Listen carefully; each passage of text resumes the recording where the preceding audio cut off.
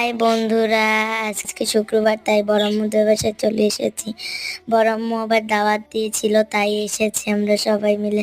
আমার ভাইয়াও এসেছে। তোমরা তো জানোই আমার ভাইয়া হাঁটতে পারে না, তাই হুইল চেয়ারে করে ভাইয়াকে নিয়ে আসছি। আর এখানে দেখো আব্বু আবার ভাইয়াকে বসায় দিতেছে কোলে করে নিয়ে আইসা।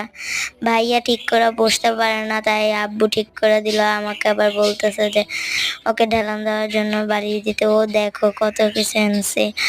আবার দেখো এখানে কত খাবার। আম্মু আবার আমাদের বাইরে দিছে, আমরা এখন খাবো। প্রচুর গরম ছিল।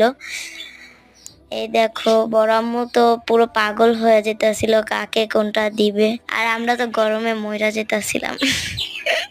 ওইদিকে বড় আম্মু অন্য সবাইকে দিতেছিল, আর আম্মু আমাকে আর আমার ভাইয়াকে দিতেছিল। আমরা তো বাছাবাছি করতেছিলাম, গরমে খাইতে পারতাছিলাম